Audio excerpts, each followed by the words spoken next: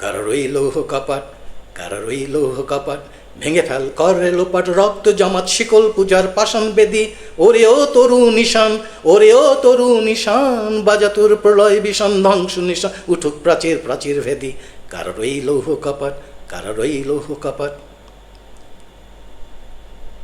কাজী নজরুল ইসলাম আমাদের প্রাণের কবি, বিদ্রোহী কবি, আমাদের জাতীয় কবি।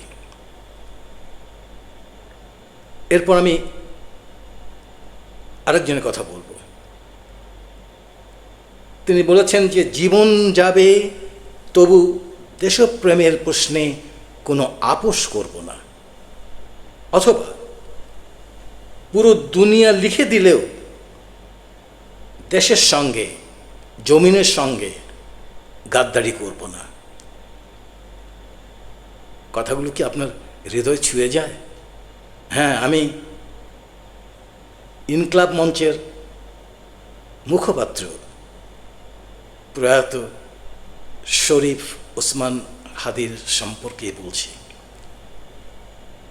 ওসমান হাদিকে হত্যা করা হয় এবং এটা নিয়ে অনেকে অনেক কথা বলেন। আমি নিজেও একটা ভিডিও করেছিলাম 5 মাস আগে।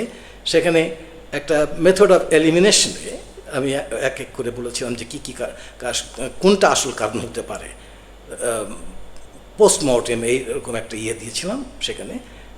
তো আমি বলেছিলাম যে এটা যেহেতু তার ব্যক্তিগত কোনো শত্রু নেই, অন্তত আমার জানা মতে আমি অনেক খোঁজখবর নিয়েছি, তার সহায় সম্পত্তি বা এইগুলো বিষয়ে তার কোনো রকম ঝগড়া বিবাদ কারোর সঙ্গে ছিল না, অন্তত হত্যা করার মতো কোনো কারণ ছিল না।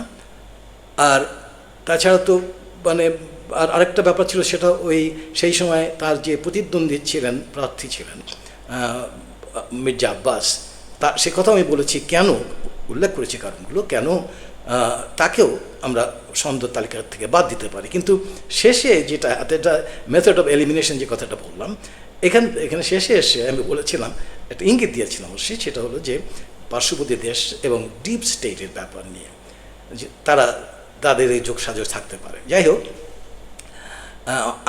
আমি বলছি না যে শুধু এটা আমি ভেবেছিলাম, আপনারা অনেকেই এটা নিশ্চয়ই ভেবেছিলেন এরকম কিছু। তো এতদিন পরে আমরা সত্যের কিছুটা সন্ধান পেলাম। পশ্চিমবঙ্গের মুখ্যমন্ত্রী ছিলেন যিনি, মমতা বন্দ্যোপাধ্যায়, তিনি কলকাতার ধর্মতলায় এক সমাবেশে হাঁড়ি ফাটালেন, হাঁড়ি ভাঙলেন। সেই হাঁড়ি অবশ্যই পুরোটাই ভাঙে বোঝা যায়, পুরোটাই ভেঙেছে আর কি, তলে কিছু হয়তো থাকতে পারে। তা হলো তিনি বলছেন যে যখন হাদি হত্যার পরে মেঘালয়ে সেখানে যে আততায়ী, কথিত আততায়ী অথবা যাকে আততায়ী মনে করা হতো, সে আততায়ীদেরকে, 2 জনের কথা আমরা জানি, আরও হতে পারে, তাদেরকে আটক করেছিল সেখানকার STF আর কি। এরপরে সেখান থেকে কলকাতায় নিয়ে আসা হয়। তো সেই সময় মমতা ব্যানার্জি যেটা বলছেন, সেই সময় স্বরাষ্ট্রমন্ত্রী তাকে ফোন করেছিলেন, অবশ্যই নাম বলেন না, কিন্তু আমরা ভালোই সবাই জানি যে স্বরাষ্ট্রমন্ত্রী অমিত শাহ। তিনি বলেছিলেন তাকে যে এই নামগুলো যেন, এই কথা যেন না প্রকাশ না পায়, মত বলিয়ে, এই ধরনের হিন্দি বলেছে আর কি। তারপর মমতা বলেছেন যে আমি অনেক কিছু জানি, এখন আর সব কিছু বলবো না, এখন মনের মধ্যে সব কিছু আছে। উনি বলছেন যে তোমরা যেভাবে অত্যাচার করছো সে কারণে না হলে বলতাম না, এই জাতীয় কিছু, কিন্তু উনি বলেই দিলেন অর্থাৎ। এবং তারপরে যেটা বললেন খুবই ইম্পর্টেন্ট ব্যাপার, সেটা হলো কাকে দিয়ে খুন করিয়েছিলেন। অমিত শাহকে বলছেন কাকে দিয়ে খুন করিয়েছিলেন। অন্তত মমতা ব্যানার্জির মতে আমরা জানতে পারলাম যে এখানে ভারত সরকার জড়িত। ভারত অন্তত হোম মিনিস্টার যিনি, স্বরাষ্ট্রমন্ত্রী, তিনি এখানে জড়িত। Very unfortunate. এ কথাটা আমরা বলতে পারি না, বাট মমতা ব্যানার্জি যদি আমরা একটা ব্যাখ্যা করে বিশ্লেষণ করি তাহলে আমরা টের পাই যে এই কথাটা কাকে দিয়ে মানে খুন করিয়েছিলেন, কাকে দিয়ে হত্যা করিয়েছিলেন, এই কাকে বলতেছেন দিয়েছিলেন, প্রশ্নটা কাকে করছেন। কনটেক্সট যদি আমরা বিশ্লেষণ করি তাহলে আমরা দেখতে পাই এটা উনি অমিত শাহকে ফোন মিন করছেন, কারণ অমিত শাহই তাকে ফোন করেছিলেন। যাই হোক, আমাদের ভাগ্যে লেখা ছিল, কি করা যাবে, এটা হয়ে গেছে। তবে এখানে এটা ছেড়ে দেওয়া ঠিক হবে না, এটা নিয়ে সরকারের অন্তত একটা প্রতিবাদ লিপি পাঠানো উচিত। আমরা এগুলো নিয়ে নিন্দা করছি, আমি ব্যক্তিগতভাবে এটা নিন্দা করছি। ভারত সরকার এই যদি এটা হয়ে থাকে, মমতা ব্যানার্জি যদি এটা মানে জেনে থাকেন, যদি বলছে এই জন্য যে এখনও তো সেরকম কোনো মানে হার্ড এভিডেন্স নেই ওনার কথা আর কি, এবং এটা উনি হয়তো উনি বলেছেন যে এরকম যেহেতু ওনাদের কর্মীদের উপরে অত্যাচার করা হয়েছে, এই সমস্ত কারণে হয়তো তিনি ক্ষিপ্ত এটা বলতে পারেন। যাই হোক, এটা নিন্দাযোগ্য এবং এ ব্যাপারে আমাদের সরকারের নিশ্চয়ই কিছু একটা করা উচিত। এরপরে আমি দেশের ব্যাপারে চলে আসছি। এখানে দেশে এই তোফায়েল আহমেদ উনি মারা গেলেন।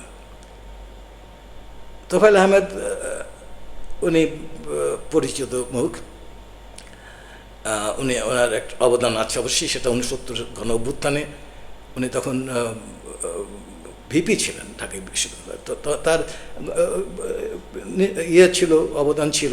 এরপরে স্বাধীনতা যুদ্ধে তিনি অবশ্যই অস্ত্র দিয়ে যুদ্ধ করেন, তবে মুজিব বাহিনীর যে ক্যাডার ছিল তাদের একটা মানে নেতা ছিলেন। এখন প্রশ্ন হলো যে যিনি মারা গেলেন তিনি তো, তাকে আমরা সবাই মানে তার আত্মার মাগফিরাত কামনা করবই করব, সে যেই হোক না কেন। তার সম্পর্কে মানে কোনো কিছু বলা ঠিক না, তার বিরুদ্ধে কিছু বলা ঠিক না। কিন্তু আমি দু একটা কথা এই জন্য বলছি যে সোশ্যাল মিডিয়াতে দেখলাম তাকে নিয়ে মাতামাতি, সরকার কেন এ করছে না, ও করছে না, তাকে কেন এরকম মানে গান স্যালিউট দেয় না, বিভিন্ন রকম কথাবার্তা বলছে, এবং তার মতন নেতা কেউ হয় না, একটা লেজেন্ড, এই সমস্ত কথা বলছে। হাইপারবোলিক যত স্টেটমেন্ট সেগুলো তারা ছাড়ুক, অসুবিধা নেই। কিন্তু যখন আপনি মানে এর সঙ্গে আরেকজনের তুলনা করবেন, হাদিস কথা বলবেন, তখনই সেখানে আমার আপত্তি। আমি তোফায়েল আহমেদের যদি এনারা যদি এই সমস্ত কথা না বলতেন তাহলে আমি তার কিছু কাহিনী ঘটনা আমি যেটা বলতে যাচ্ছি সেটা বলতাম না। আপনারা অবশ্য অনেকেই জানেন তার সম্পর্কে দুর্নীতির অভিযোগ আছে তার বিরুদ্ধে। তিনি রক্ষী বাহিনীর, যদিও সরাসরি রক্ষী বাহিনীর দায়িত্বে ছিলেন, কিন্তু তার একটা প্রভাব ছিল সবাই জানে, এবং আমরা জানি রক্ষী বাহিনীর কারণে রক্ষী বাহিনীর যে সমস্ত কাজ করেছে, জাসদের বহু নেতাকর্মীকে তারা হত্যা করেছে। তো এর পেছনে আমরা অনেকেই মনে করি রাইটলি রংলি তার হাত ছিল ওই তোফায়েল আহমেদ। তাছাড়া আমরা জানি যে ছাত্রলীগকে মানে ইনস্টিটিউশনালি তাদেরকে দিয়ে অনেক কাজ করিয়েছেন, অর্থাৎ তাদেরকে দিয়ে বিভিন্ন যে বলা যায় তাদের বিপক্ষ শক্তিকে দমন করার ব্যাপারে তিনি তাদেরকে ব্যবহার করেছেন। তার দুর্নীতির ব্যাপার যেটা, সেটা তো মানে অলরেডি একটা কেস চলছে আদালতে, সেখানে তিনি একটা 1 কোটি সামথিং সেটা টাকা আত্মসাৎ করেছিলেন, এটা নিয়ে ব্যাপার আছে একটা। তাছাড়া এখানে একজন আছে, তার নাম হলো ম্যাডোনা অ্যাডভার্টাইজিংয়ের হিসাবরক্ষক, সম্ভবত প্রধান হিসাবরক্ষক, এবং ভোলার মোশাররফ হোসেন, এই তিনজনের বিরুদ্ধে দুর্নীতি দমন কমিশন থেকে একটা মামলা করা হয়েছে এবং সেটা মামলাটা চলমান। আরও অনেক কিছু বিষয় আছে তার, মানে মানি লন্ডারিংয়ের ব্যাপারও আছে শোনা যায়। তিনি অর্থাৎ জমি লিখিয়ে নিয়েছেন, তার প্রভাব খাটিয়ে অনেক কিছু করেছেন, যেটা আমি সবিস্তার বলতে যাচ্ছি না। এই জন্য যে যিনি দেহত্যাগ করেছেন তাকে নিয়ে এই সমস্ত, তার বিরুদ্ধে এই সমস্ত কথা তোলাটা খুব খারাপ, আমার খুবই খারাপ লাগছে অনেস্টলি।